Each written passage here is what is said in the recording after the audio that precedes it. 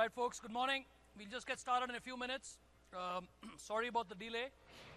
But apparently, if you have a whole bunch of geeks here in a place, the internet does happen to go down once in a while. So it's going to be fun. We're actually going to run all my demos, as I was telling the audience, off of this LG phone. So I'm actually VPN'd back into CorpNet back in Redmond off of this LG phone. So we're going to see if the demos run. I guess you might see a little bit of a lag when I actually right-click and stuff like that, so just bear with us while we try and do this. All right.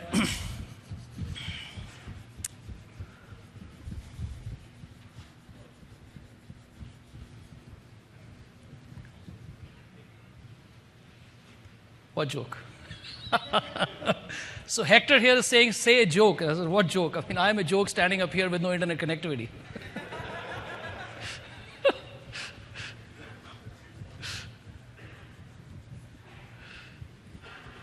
Yeah, it is, like I was telling, it was pretty exciting.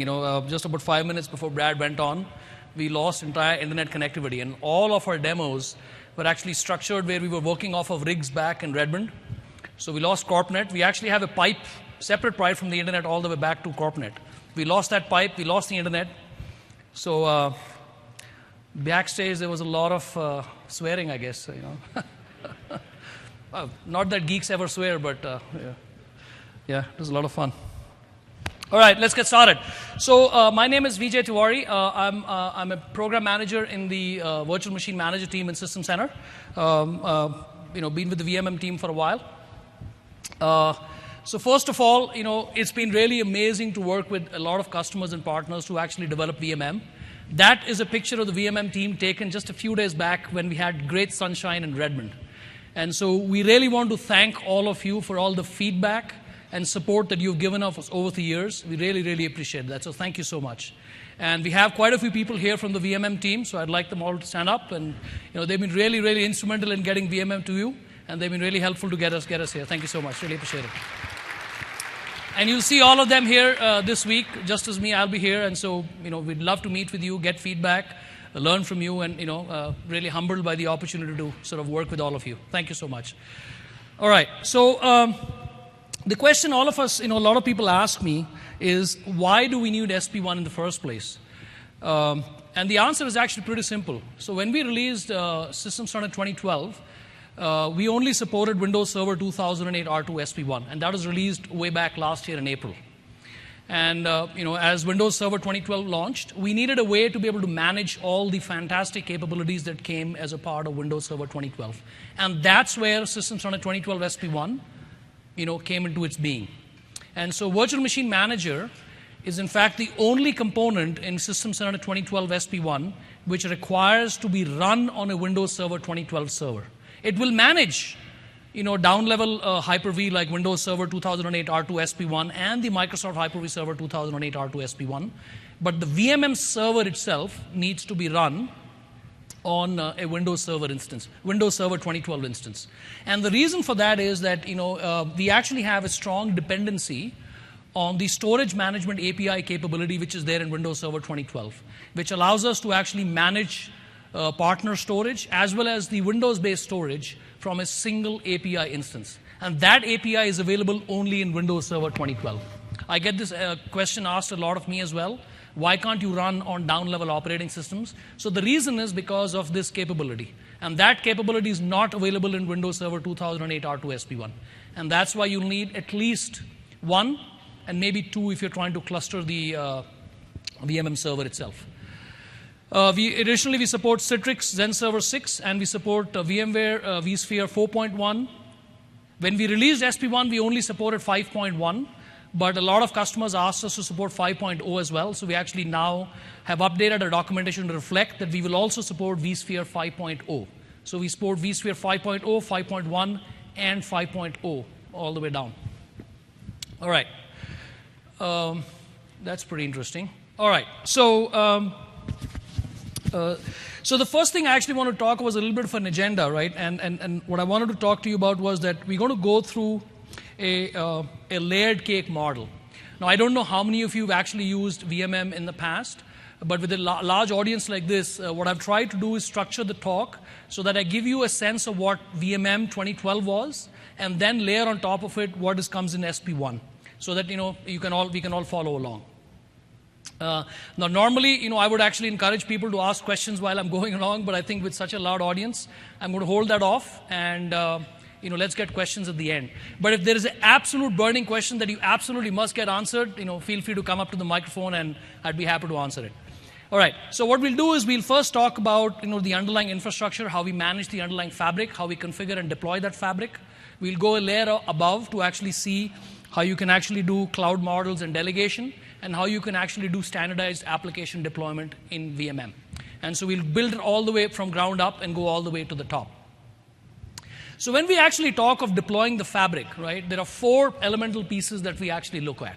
You need to be able to deploy your compute servers, which effectively means that you in the data center need to be able to bare metal deploy your machines. You need to be able to enable Hyper-V on them, have them join to a domain, and be ready for you to do something with, right? Then next comes storage. We've got a variety of different storage that you deal with in the data center, block-based storage and file-based storage, and we want you to be able to manage that storage from VMM. Now, not all of the deployment of the storage is possible with SP1, but I can assure you that that's something that we are definitely looking forward to do in the future. You next move on to the networking perspective. You need to be able to manage your networks.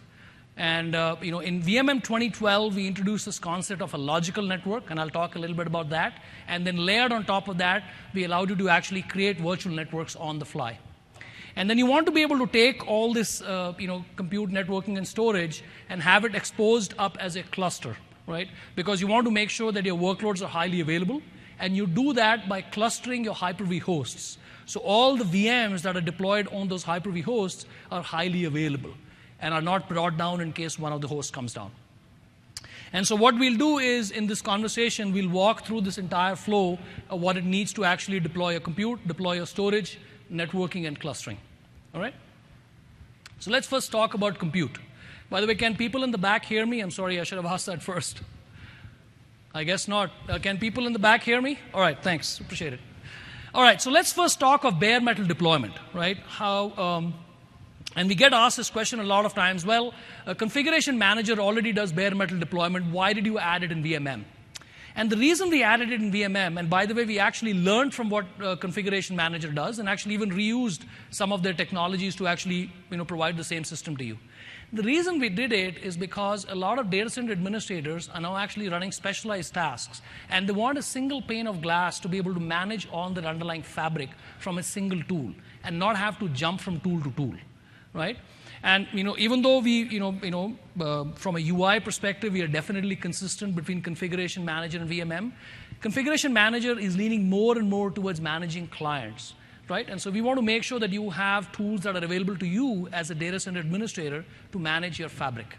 So that's why we actually included in 2012 the ability to do bare metal deployment. So this capability of deploying a Hyper-V host is available in VMM 2012. And then I'll talk about how we enhanced it in SP1. So on the left-hand side of the screen, you actually see a bunch of artifacts that we actually require. You obviously have deployed a VMM server. We also require you to actually have a WDS server, which is where you place all the images that you want to have deployed onto the Hyper-V host. And then you have a library server where you keep all the artifacts such as the VHD, of which you're going to deploy off of the bare metal host. So way back on Windows Server 2008 R2, we actually allowed you to physically boot a Windows Server box from a VHD. And the idea there was that we want you to have a consistent set of images that you can use regardless of whether you're deploying a physical machine or you're deploying a virtual machine. So you can use the same VHD, and of course there'll be some difference of drivers, but as long as the drivers exist, you can use the same image in your corporation to actually boot physical machines as well as boot virtual machines. And so VMM took a strong dependency on that, and whenever we do bare metal deployment, we actually boot that physical machine off of a VHD. And so the VHD that you see reflected on this in the library is that VHD which is going to be used to actually deploy the physical machine. Now the first thing we do is we issue an out-of-band command to the Windows to the physical box, and we do that using a standard-based protocol. We support IPMI and Smash. And these are industry standards which allow us to control, almost all the physical servers that we have come across. However, we actually have an extensibility model which allows third parties to plug in their discoverability and ability to reboot their servers. So at this point of time, the machine has got nothing on it. It's just a bare machine. You just rebooted it. It's just been configured to actually do a PXE boot. And when it does a PXE boot, it sends out a PXE request packet, which is responded by the WDS server. In fact, I'm sorry, before it does that, it actually goes to VMM. Because when we deploy the WDS server and integrate it into VMM, we actually authorize the fact that this particular physical host can actually be booted off and supplied an image. And then we download a WinP image over the TFTP channel onto the onto the physical box. Now, this WinP image that you have there is something that's constructed by VMM when you integrate WDS into VMM. So this script, this WinP image actually goes into the box, and it actually does a whole bunch of discovering of capabilities on the box. And it actually can run scripts there. You can actually provide custom scripts that you can run inside that box. It formats the file system, gets an NTFS image on there, and then we got a little agent on that WinP box which actually uses bits to then transfer that VHD, which is going to constitute the boot image for that box, onto that host. And then it can inject drivers. And after it's done, the machine reboots and it joins the domain. Now, all this information about which domain it has to join, etc., is included as a part of the host profile. And I'll show you a host profile a little later, which allows you to model how you want your physical Hyper-V host to look like. So you join the domain, and then we enable Hyper-V. So if you actually go to see, right, we can actually do pretty much everything that's required to make any physical box, any generic Windows Server box. Today, what we've chosen to do is to just allow you to enable Hyper-V. But it's not too hard for us to actually decouple that and allow you to do different physical deployments in the future.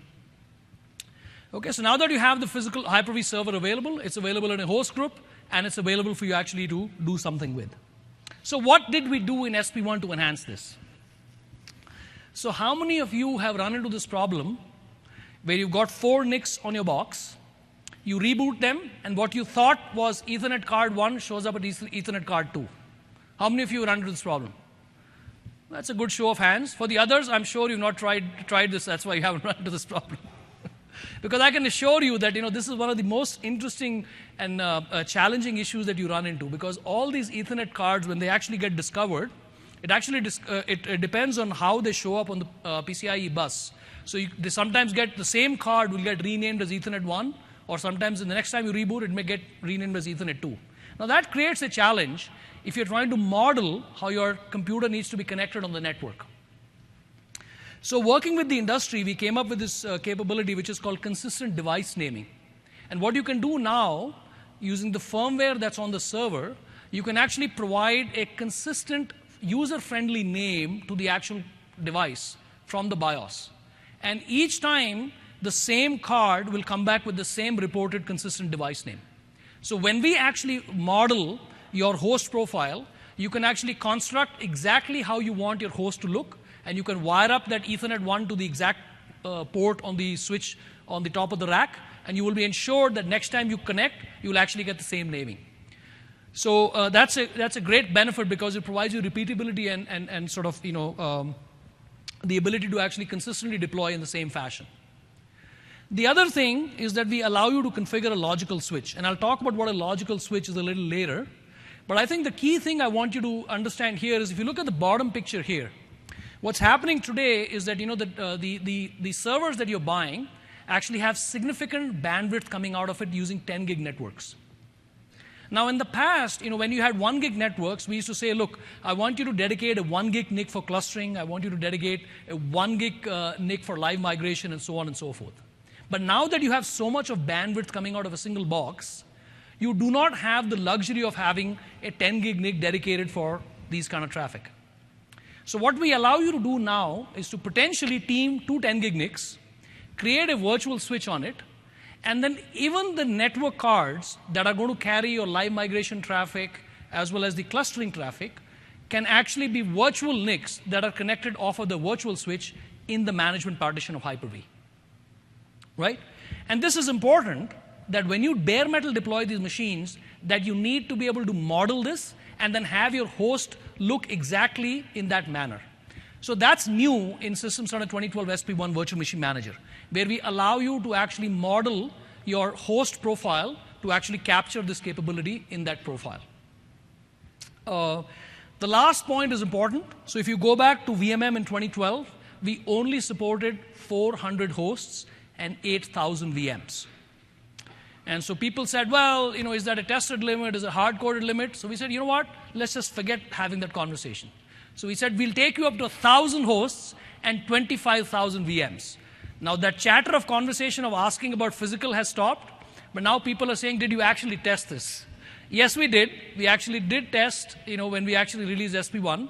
So we support up to 1,000 hosts under management under a single VMM server, and up to 25,000 VMs being managed by a single VMM server.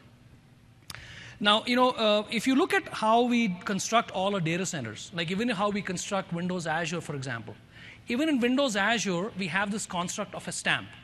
And the idea is that one stamp is controlled by one fabric controller. And in very, very large data centers, such as Windows Azure, you actually have multiple such stamps, right? So if you are running a large data center which goes beyond 1,000 hosts, invariably what ends up happening is that you install one stamp with one VMM server, and you install a second stamp with a second VMM server. And then I'll talk about some technology that we released in SP1, which allows you to aggregate the capacity from these multiple stamps. So when we build these large data centers, that's how we architect them, and that's how we build them. And so even these solutions that we are providing to you as a part of System Standard 2012 actually take those learnings and provide them to you so you can run your data centers kind of like how we run our data centers. Now, that's not to say that System Standard actually powers Windows Azure, because they have a very different set of constraints that they don't have the constraints that we have, because we have to support a variety of different hardware, and they can be very homogeneous. But it's the same sort of concept and knowledge that we actually bring to you to be able to actually deploy your systems.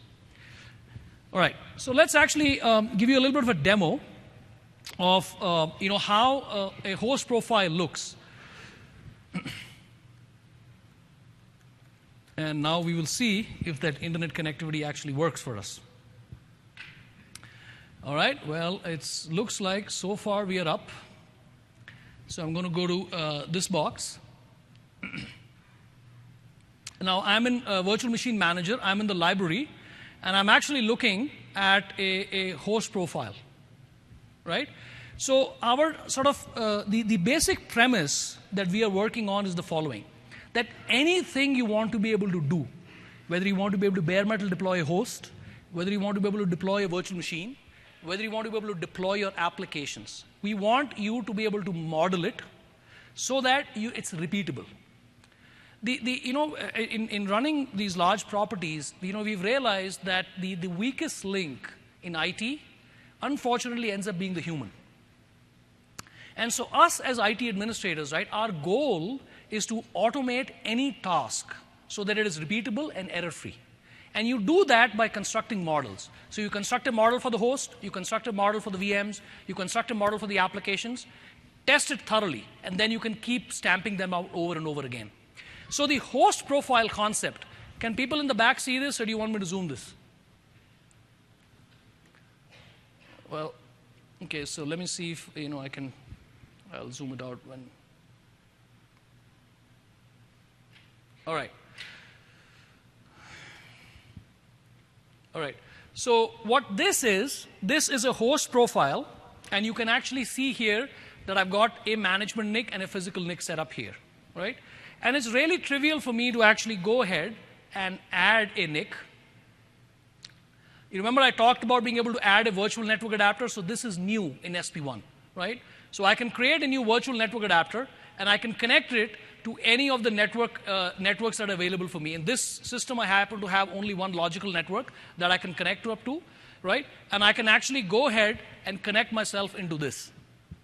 And then I have the ability, although it's not available here, that you can actually apply port profiles so that the uplink of this particular host is actually governed by policy elements that you set, right? So you can set a whole bunch of policy on that on this VNIC, and so it allows you to actually model that and provide that capability here. So that's how easy it is for you to be able to construct a model of how you want your networks to be connected up. And once you do this, this host profile will be used by VMM to stamp out multiple hosts in your data center. All right. So that was that.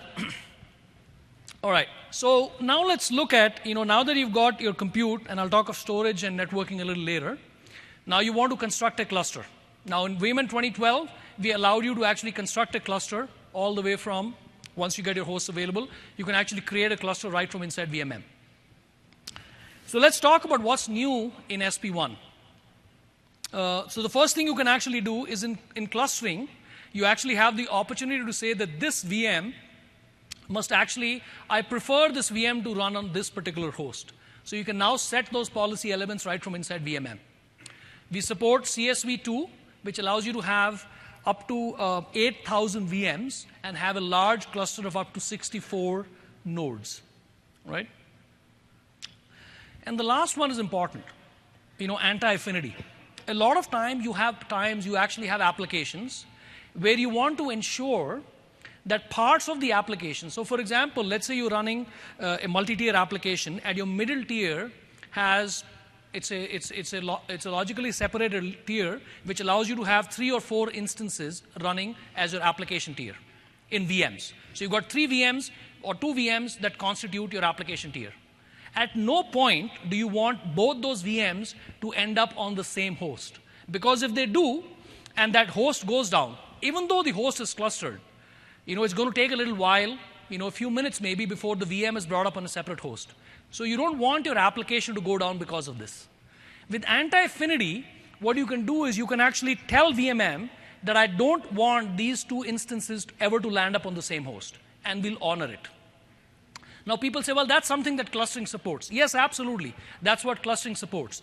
But what we have done is that we extend this to beyond clustering.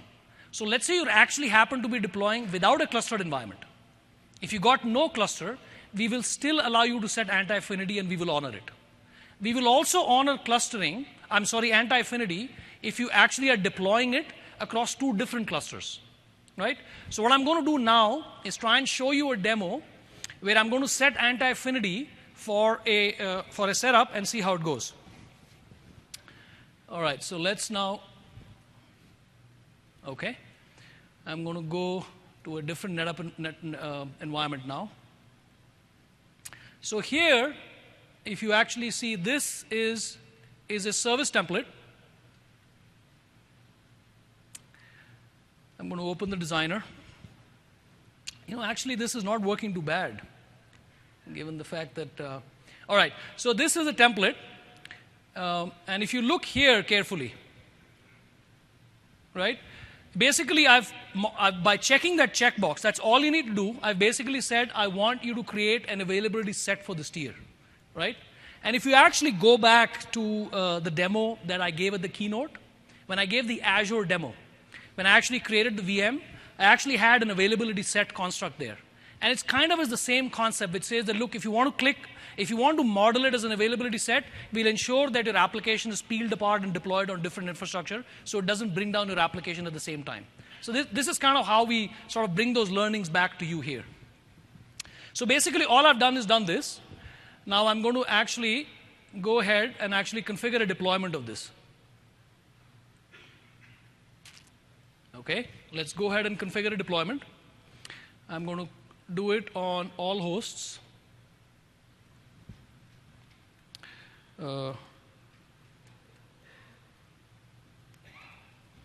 Let's construct this. And so now what VMM is doing, it is actually going out, interrogating the template, gets all the elements of policy from the template, and then it's going to try and place all the VMs for this particular template onto hosts in the underlying environment, right? I'm going to minimize this so you can actually see. So you can actually see that this particular template actually has 4 different instances, right? So I'm going to actually now ask it to go and do the placement, right? So it's actually done the placement, it's come back with stars, and now I'm going to actually go ahead and ask it to deploy, right? Now for the purposes of this demo, I've really made the VMs really small so that actually I can complete a deployment, show you how this actually works. A normal deployment, will take a few minutes because the full Windows server has to be deployed. These ones are like really small VHDs, okay? So it's actually going ahead and doing the actual deployment and placing these VMs on the right hosts as per the policy that you indicated, that you don't want any of these instances to ever show up on the same host.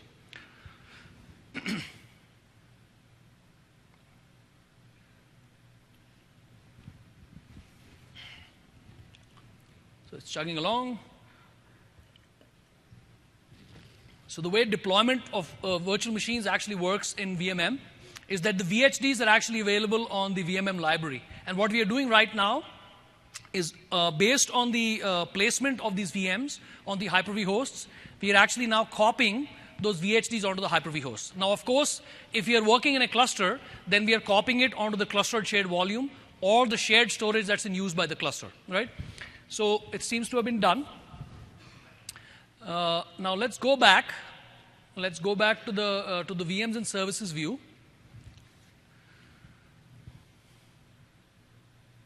Right? Let's look at all hosts. Right? So let's go look at all these services. I'm sorry, all the VMs that constitute all these services. Okay? Actually,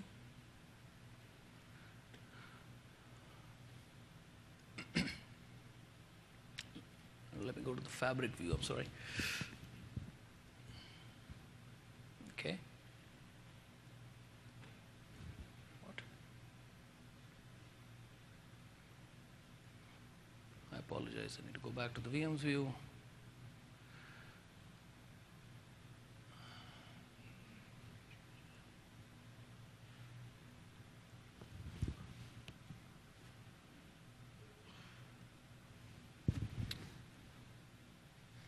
Okay. So effectively what it's actually done here, and I'm unable to bring up that page, but effectively what it's done is it's gone and placed all these VMs, all the VMs that constitute a part of this service on 4 different hosts, spread across actually both these clusters. There's a cluster A here, and there's a cluster B here. So it's actually spread the VMs across these clusters. And that's how you've actually got these systems up and running. All right. So that's that. So now let's talk about what we've done with storage, right? So when we look at storage, we want you to look at along 3 different vectors. The first and foremost, we want you to be able to get insight into how your storage is deployed. And that what that means is that I should be able to go all the way from a VM and all the way down to the physical volume on the SAN backend on which your VHD is actually deployed. And using VMM and the ability to be able to integrate using SMIS onto backend SAN systems, we can allow you to actually trace that entire path down, which is actually really critical if something does happen to go bad. The next thing is we allow you to classify your storage, right? So basically you say that this particular storage is gold class storage, and then in your templates for your deployments of virtual machines, you can basically say that I want this VM to be deployed in gold class storage. And at the time of placing the workload, we will make sure that the VM is placed on the right class of storage. In SP1, we actually allowed you to actually have a model for monitoring your storage in Operations Manager. And now we upload all the data into Operations Manager, so you can now actually get deep insight in using Operations Manager into how your storage is performing. And then, like I said, it's based on standards-based management. We in Microsoft have taken a very open approach to managing storage. And we are a very strong supporter of the SMIS standard coming out from an industry standards body called SNIA. It's called the Storage Networking Industry Association. They actually have a booth here and encourage you to go down and encourage your vendors to participate in this, because we actually go to many, many plug fests. We actually interoperate, and I'll show you a slide. We actually have over 17 different types of SANs that are now validated to operate off of this, right? And the intent here is for you as Fabric administrators to remove the friction. so that you can get storage from your storage administrators as a large chunk of pool, and then you can carve it up as you need it right from inside VMM. Right? The next thing we want to be able to give you is flexibility. Some of you want to be able to use block-based storage. Some of you are happy using file-based enhancements that have come in Windows Server 2012. So now inside VMM, you can use block and file-based storage with SP1. We want to be able to have scalable provisioning. So we worked with our partners to make sure that their SMIS providers can actually handle faster provisioning as we put more and more load on the system. We have extensive support for SAN and NAS that I've spoken of. Actually, I spoke about the SAN, but we've done the same thing with NAS, again using SMIS. So some of you will actually deploy using file-based storage using SMB3 from the Windows file server, and that's great. But some of you have relationships with your other partners who also might make available SMB 3.0 file servers. And using SMIS, you'll be able to manage them just like you can manage Windows Server file servers as well.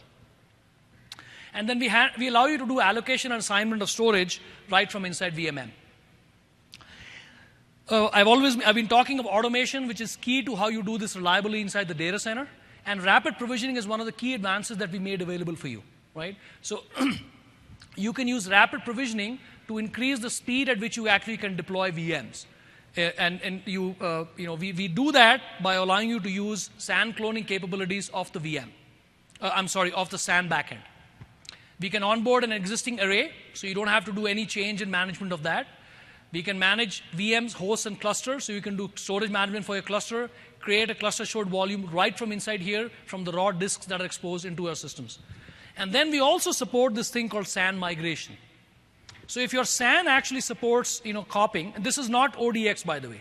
This is, if your SAN actually supports cloning, what we will do is we actually allow you to mask the VM from seeing its storage, and then we'll migrate the VM to the separate node, and then we'll unmask the storage so that it's available to the second node as well. Now, this is not a completely.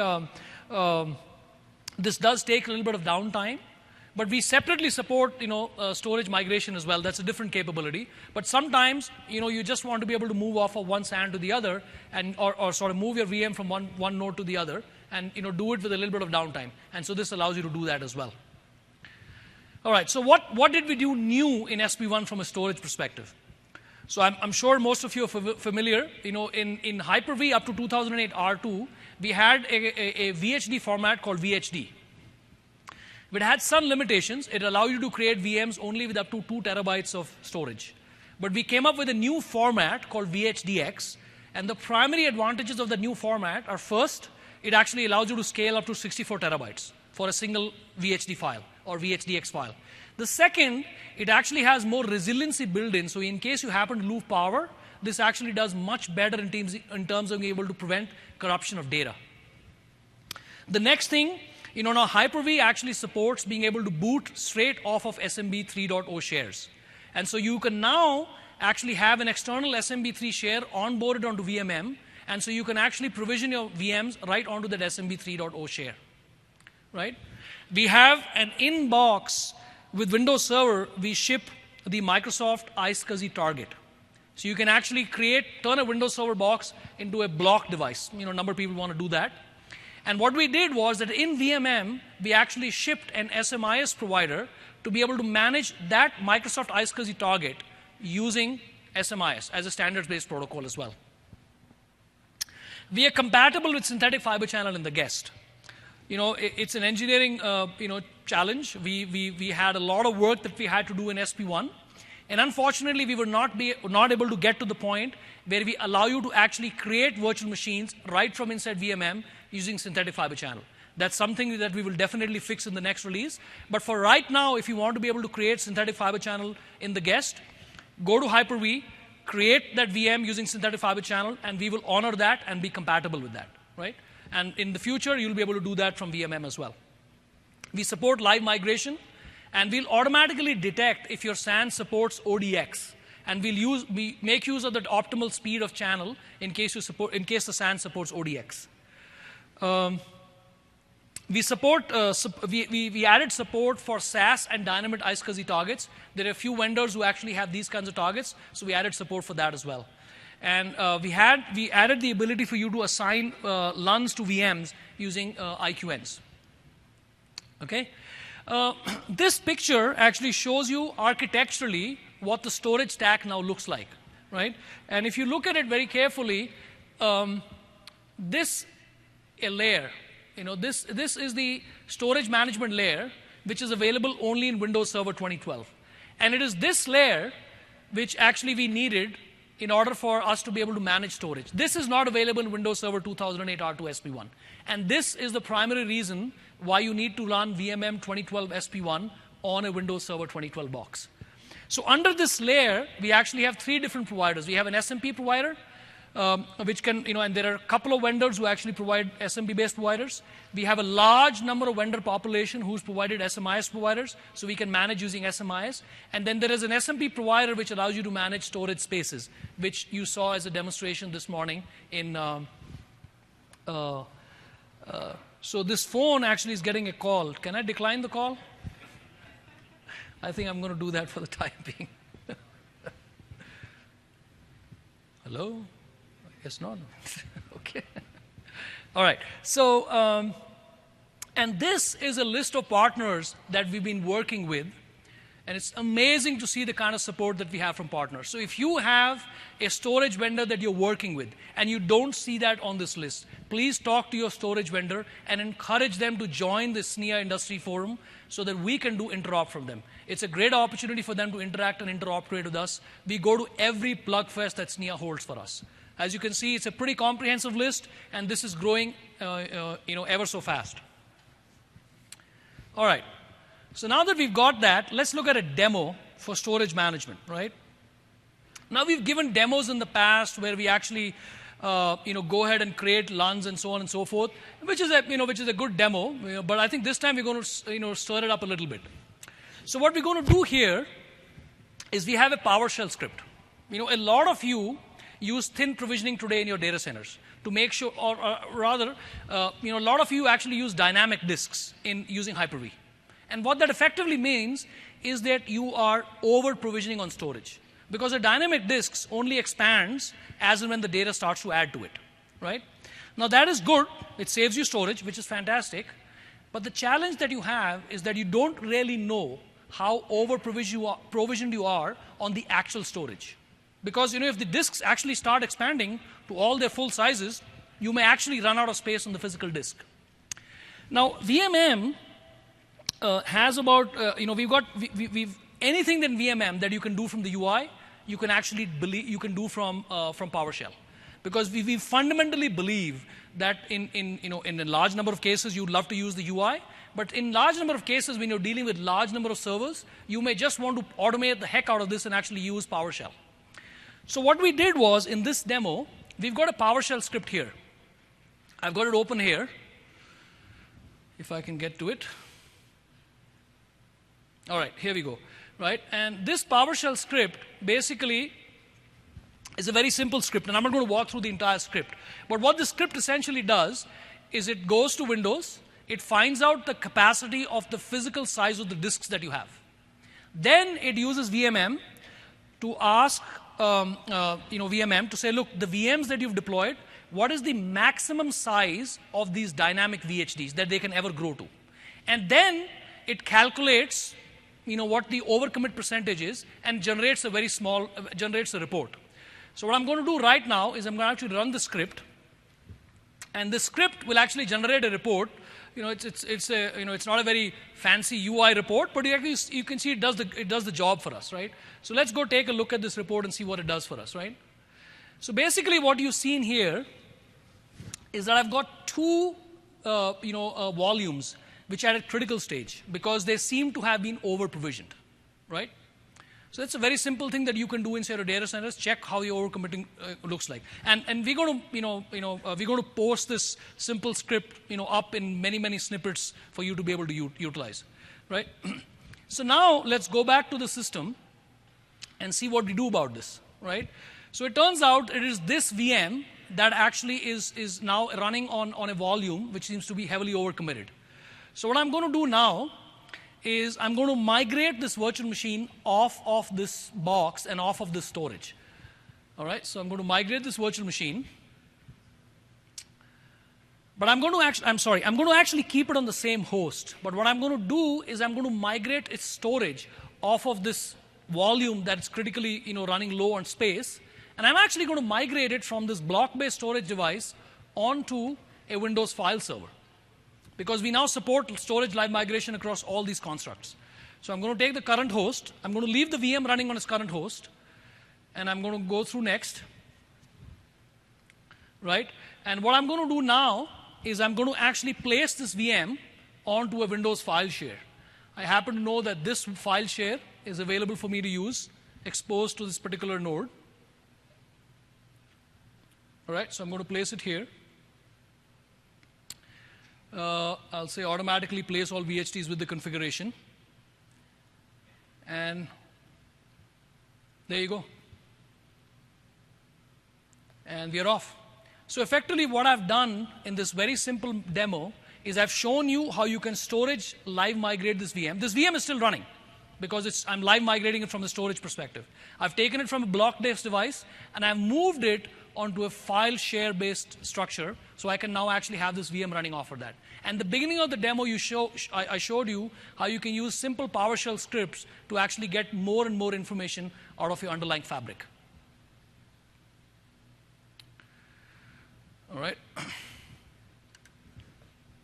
All right. All right. So now let's talk a little bit about networking.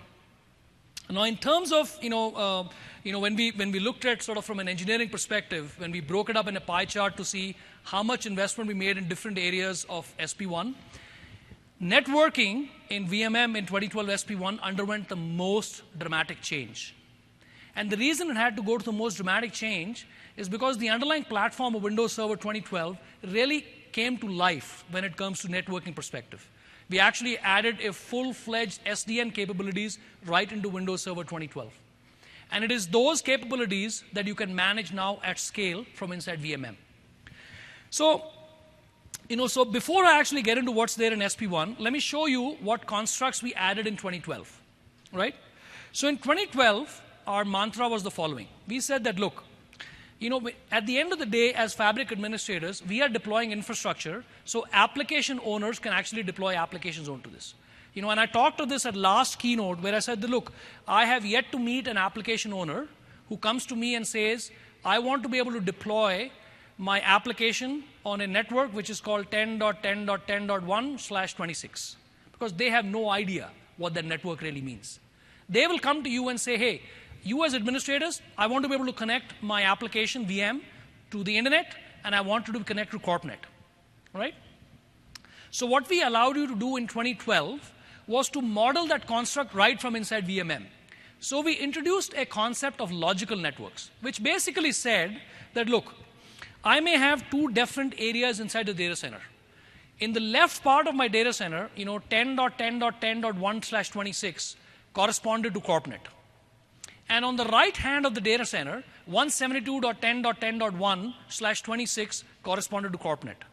But what we allowed you to do is to take both these, call both of these logically as a CorpNet, and we call this construct a CorpNet.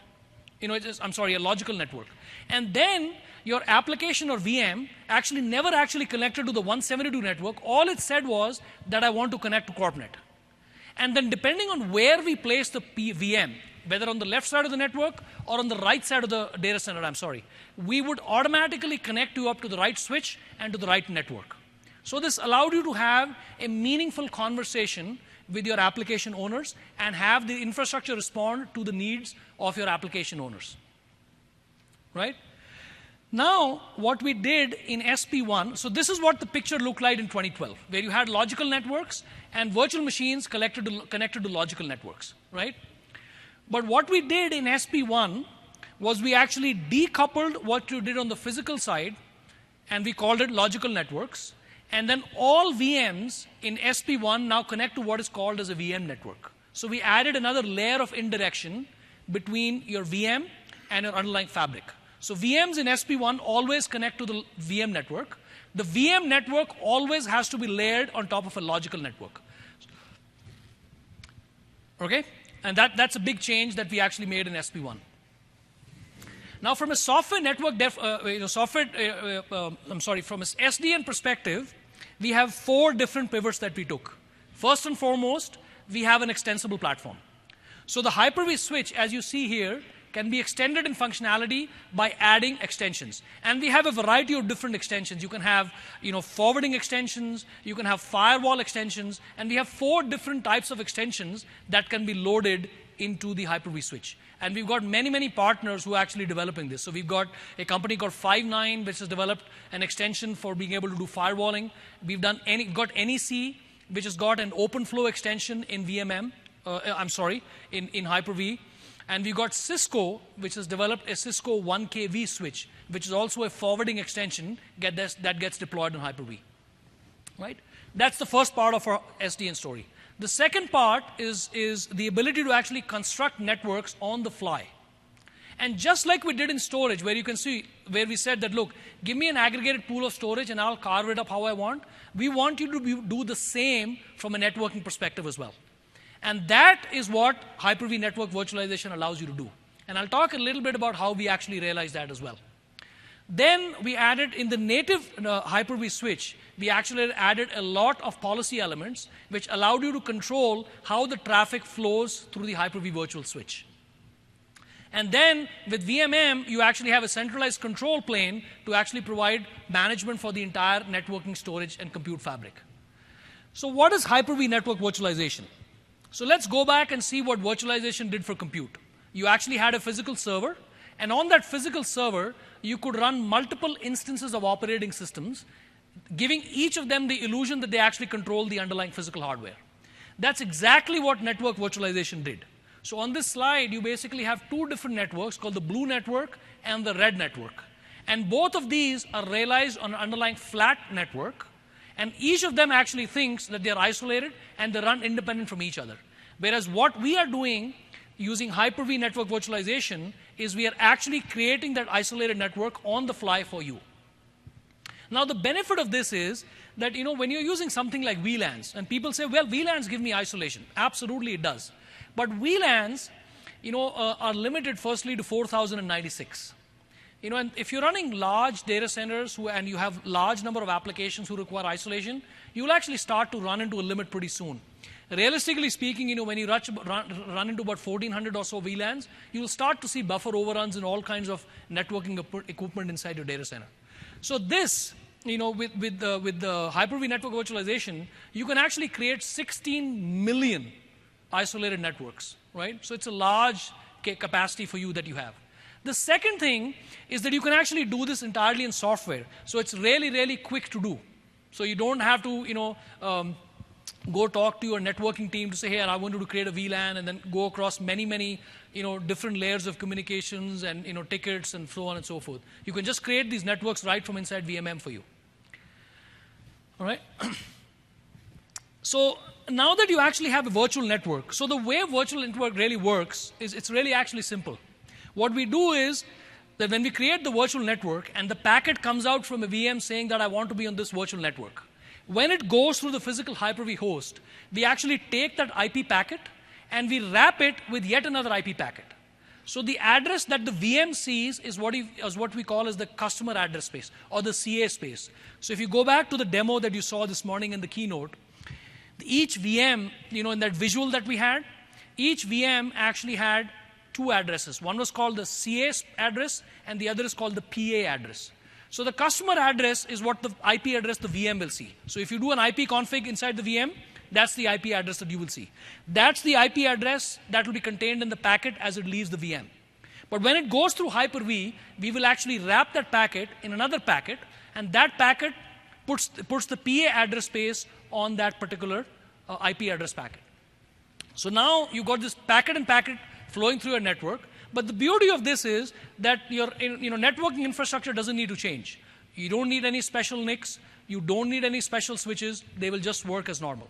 However, if you do have some hardware-based intrusion detection systems which actually can't deal with packet and packet, you might have to work with your vendor. But other than that, for normal equipment, it'll just work out of the box. There's no extra hardware or special hardware needed for this.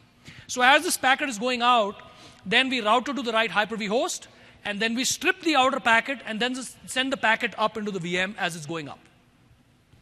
But if you noticed, this talks to how I can have one VM communicate to the other. But that happens a lot of times. But sometimes you want this VM to be able to talk to physical resources, right? You may actually have a file server that's running physical, or, God forbid, you may actually have a SQL server that's running physical, right? So if you want to do that, you actually need to be able to go through a device which can actually deconstruct this packet so it can be understood by the physical layer and then reconstruct the packet as it comes back, right? So for that, you actually have this thing called as a gateway, right? And this gateway allows VMs who are on a VM network using Hyper-V network virtualization to be able to talk to a physical network. And this is exactly how it works, right? So you have this traffic coming out from the physical side, goes to the gateway, it's encapsulated, and then it goes into the VM. And on its way out, this packet comes out wrapped, it goes to the gateway, and in the gateway, it is decoupled and then sent to the physical machine on the other side, right? So in order for you to be able to talk across these boundaries, you need these gateways. And we've been working with the networking industry to actually have gateways that are available for you. In fact, on the show floor, you'll actually see a company called Iron Networks, which is demonstrating its gateway. Now, unfortunately, because of the loss of connectivity, I can't actually show you a demo of that. But I'm hoping that that you'll be able to see that either on the show floor, or there are 2 networking sessions that we have on VMM, and you'll be able to go see them there as well. But what I'll do right now is I'll give you a demo where we've turned a Windows Server box into a gateway. And we'll actually make the scripts and code available for you to turn a Windows Server box as sample code for you to be able to utilize in your data centers. Now remember, this is not for production use. This is just for sample, right?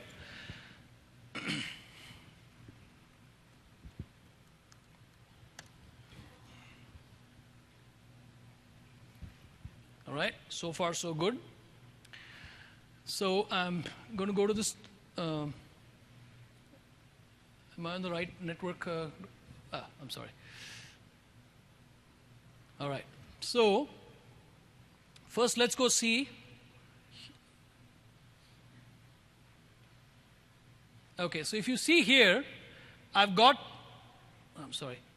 If you see here, I've got a Microsoft software gateway provider.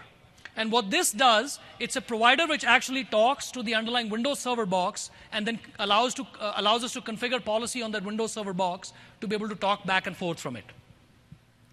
Okay? Let's go to VMs and services, and let me show you how easy it is to actually construct a VM network. So I actually go here, I construct a VM network. This is the simplicity of how you can actually create a network. I'm going to just say MMS network. I'm going to bind it to one of the logical networks called tenant network. I'm going to use IPv4, and I'm going to isolate this network using Hyper-V network virtualization. Okay? I'm going to add a subnet.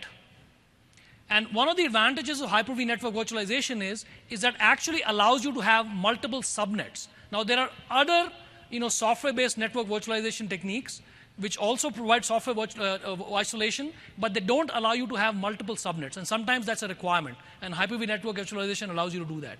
So I'm going to say this. I'm going to create a subnet. And let's keep it small. Right? Now, if I actually wanted to be able to use this network to allow it to talk out to the physical network, I'll have to actually configure it so I actually connect to a gateway device. But I don't want to do that because I'm going to probably mess up this. This setup was not done to be able to allow you to do that right now. But the Iron Networks one will allow you to do that. So I'm just going to move forward like this, and I'm done. Now, as you can see, what I've done in just a few clicks of the button, right? I've actually got, if I go up here, I've actually been able to create this network right with a few clicks of the button. So that's how easy it is for you as data center administrators to now create isolated networks using Hyper-V network virtualization and VMM. So this was sort of the back-end part of the demo that you saw in the morning, where I live migrated a virtual machine from one host to the other and allowed both those VMs to actually have the same IP address. Okay? Let's go back. All right. Now, I talked about, switch extensibility, right? So we actually have an extensible system which allows you to extend the functionality of the Hyper-V switch. And I'm going to show you a demo of how Cisco has added this functionality. And let's see how that works. And how I can actually manage and configure this switch, right? So on this box, I have the Cisco 1KV setup. So if I go back to settings, and you go look at these providers, you actually see that I've got a Cisco 1KV box set up, right?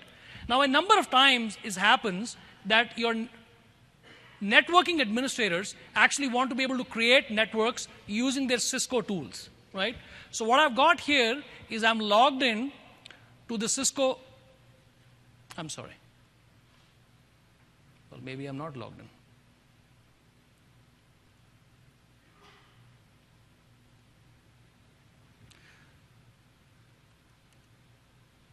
So I'm going to log in to the Cisco 1KV switch, which is the standard Cisco CLI.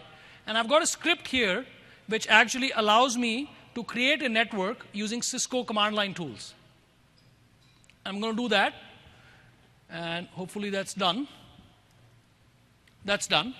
So now what has happened is that a networking administrator using networking tools that Cisco has gone and created a network using Cisco's tools on the Cisco 1KV.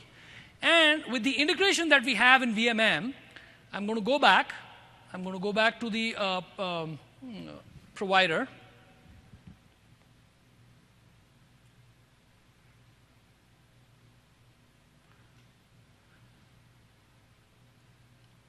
I have a switch extension manager from Cisco.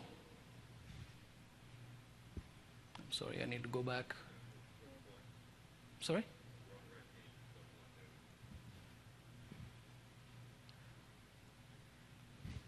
Yep, there we go. I'm going to just refresh it back in. So what I'm doing by refreshing is with the integration that I have between VMM and Cisco 1KV, I'm going to read in that new network that was created. And if you actually go and see here, I actually created a network called the Cisco Tenant Networks right here. Right? Now let's go back into VMM and see how VMM has responded to this. So if I go back to my fabric view and go look at logical networks, you actually see here, I have that same network that's now available for me to use. So basically this network, now actually I can create a VM network that can layer onto this Cisco created tenant network for me, right? So that's the power of the integration that we now have with your existing tool chain. All right. So in terms of working with partners, we have a very powerful SDN ecosystem which is doing a variety of different things such as building gateways as well as building extensibility into our system. So out here you see a whole lot of partners that we are working with. And if you have a networking partner who is not on this list, like I said before, please talk to them so they can actually work with us to actually integrate with us as well. All right, so now that you've actually got your underlying fabric, we added this construct of cloud abstractions. And effectively what you do is you take your underlying compute, storage, and networking fabric and aggregate them into a pool and then make that pool of capacity available for customers to use. And in VMM, that construct is called a cloud. It actually is called a cloud. So if you actually go to the VMM console, you can actually create a cloud, assign capacity from hosts and storage and networking into the cloud. And now that you've actually got that cloud, you can then take that cloud and assign capacity from that cloud to user roles. We've got a very flexible user role model which allows that capacity from that cloud to be made available to users in that system. Now in terms of how people want to set up infrastructure as a service, you actually have Virtual Machine Manager which aggregates capacity from this, makes clouds available to you. And then with 2012 SP1, we actually provided a functionality called Service Provider Foundation, which provides a REST API on top of VMM for you to use. If you recollect, I talked about this capability for you to be able to aggregate capacity from multiple stamps. This is that functionality in 2012 SP1, which allows you to actually aggregate capacity from multiple hosts from multiple VMM servers and makes it available to you as a simple unit. And then you can actually build your own custom portals, or we also allow you to use app controller, and you consume capacity from a service provider who may have exposed capacity in this manner. Okay? Now, in 2012, we actually had VMM admins, which had guard rights over all the capacity that's available. You could actually take a subset of the physical hardware that VMM managed and make it available to a delegated admin. Sometimes you want to be able to say, look, this person can only manage capacity from these physical hosts. And then we actually had self-service users which had no visibility into the fabric, but were able to utilize capacity from VMM. And with SP1, we introduced a new concept called the tenant administrator. And the idea here was that if a tenant administrator basically can get a large amount of capacity, they can get their capacity from there and then delegate some of that capacity off of their own self-service users. So that is something that's new in SP1 as well. Okay, so now that you've got all this capacity, you now actually want to deploy standardized services onto this infrastructure. And in this morning, in the keynote, I showed you how you actually have a SharePoint template, which is a multi-tier template that you can actually deploy using VMM. That template is available for you to download today, and we'll make more and more available in the future. And if you have line of business applications, you actually have a visual tool in VMM 2012 SP1 and in VMM 2012 to be able to model these applications and automate the deployment of these applications. So the idea here was that let's say you had a multi-tier application, which had a web tier, an application tier, and a database tier. You can actually model the VHDs that constitute each of them. But not only that, you can also model the application content that actually goes on top of this. And what we will do in VMM is that when we actually go to deploy it, we will actually deploy the VM, we will deploy the OS, and then we will deploy the application content on top of this as well. And we actually have first-class knowledge about a whole variety of different application content. So we understand web dev packages. We also understand SQL DAC packages. So we can actually create an instance of a database on a SQL farm, right? So what did we do new in 2012 with SP1? So first and foremost, a lot of customers have an environment where the VMM server is not in a domain that the host is managing. It happens mostly in the DMZ environment case. So today, we allow you to now deploy these VMs and services, regardless of whether you have any trust relationship with the host on which you're actually deploying. You need to use certificates for us to be able to authenticate to that host, but you can now manage it in that manner. And we also allow you to actually deploy application content into VMs where the VM itself has no connectivity to the VMM server at all. We actually push application content into the VM through the Hyper-V host, to which we actually do need network connectivity for us to be able to manage it. Now in 2012, we allowed you to take a share of SQL servers and then allowed you to deploy applications onto that SQL server as an app host. In SP1, we now allow you to treat an IIS farm as an app host as well. So if you've got an IIS farm and you've got a SQL farm, you can actually deploy applications without having to ever deploy a single VM on that. We allow you to do that in VMM in 2012 SP1. We allow you to completely use SQL Server 2012 and all the functionality that's available there for deploying applications as well. And the last thing we did was we allow you to customize and specialize Linux. A lot of your customers actually are running Linux inside your data centers. And what we allow you to do now is to say that, look, I want to be able to specialize Linux, just I want to be able to specialize Windows. I want to be able to tell it what the host name it should be. I want to be able to provide an SSH key that I can use subsequently to log into that Linux machine. I want to be able to provide it an IP address, right? You can do all of that. And you have the ability to run scripts inside that Linux VM as well. So using the scripting inside Linux, you can set up an Apache server if you want, and all from inside VMM at the time of deployment as well. So what I'm going to do now is going to hop into a system and try and give you a demo of what we can do from service management in VMM. So I'm going to hop onto this system. And now let's see where I am. Okay, so first and foremost, I'm going to give you a very a demo where I've got a simple template for you to be able to deploy a WSUS server, right? This is a Windows role. Now let's open the designer and see what this designer looks like. Right? As you can expect, this is a simple template. So it's got, let's see if I can bring this up. Hopefully this is more visible now. So here I've got a single box, right? It's just going to deploy as a single instance. It's got two CPUs. I wanted to give it 4 GB memory. It's connected to the Contoso VM network, which is layered on, it's got a NIC, which is connected to the Contoso VM network. Very simple. But now, actually, let's go look at the properties of this particular template.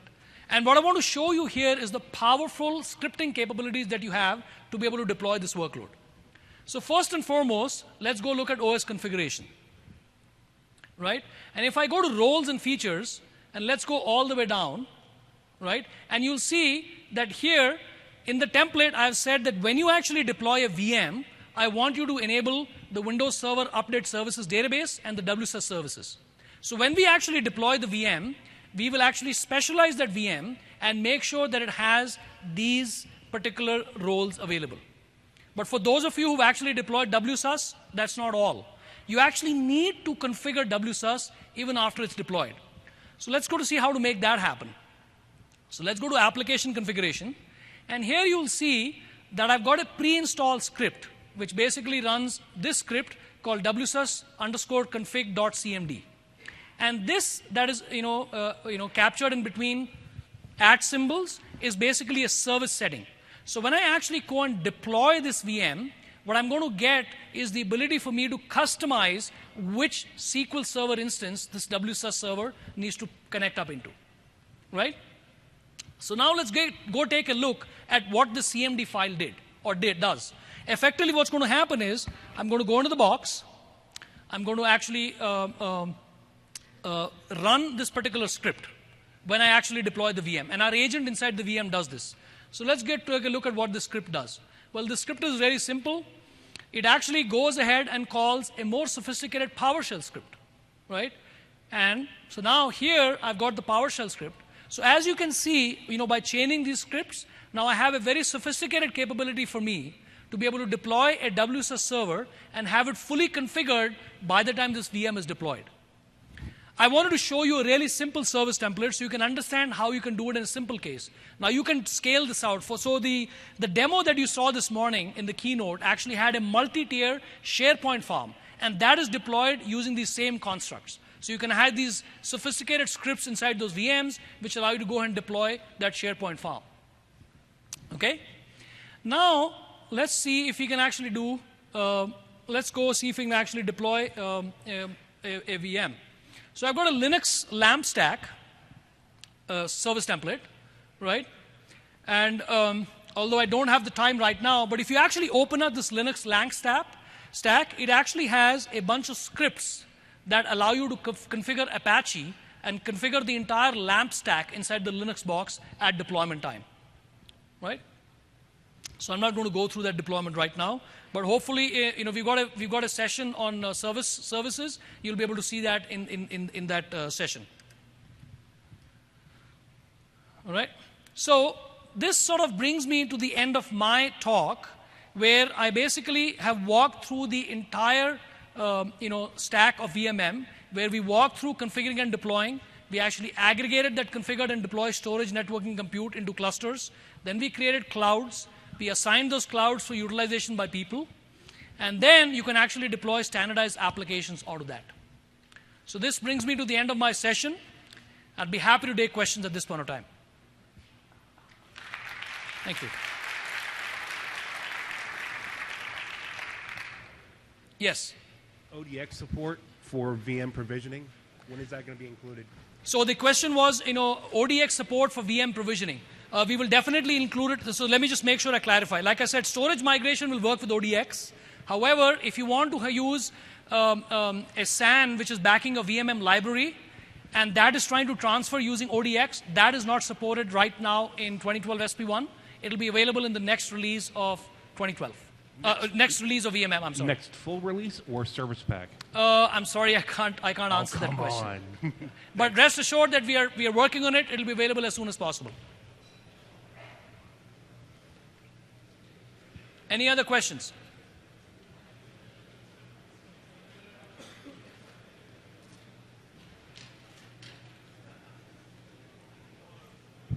Are the service templates for single VM or multi-VM deployments also? Yes. So this morning what I showed in the keynote was a SharePoint template, which is a multi-VM and a multi-tier template. And what I demoed here was a single VM template. Yes, absolutely. And there's a session on services. You can, if I actually go down to this thing, there is a session here you can actually go ahead and attend.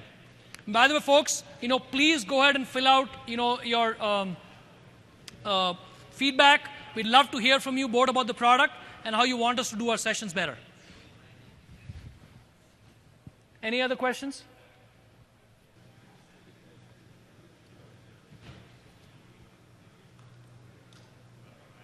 All right, folks.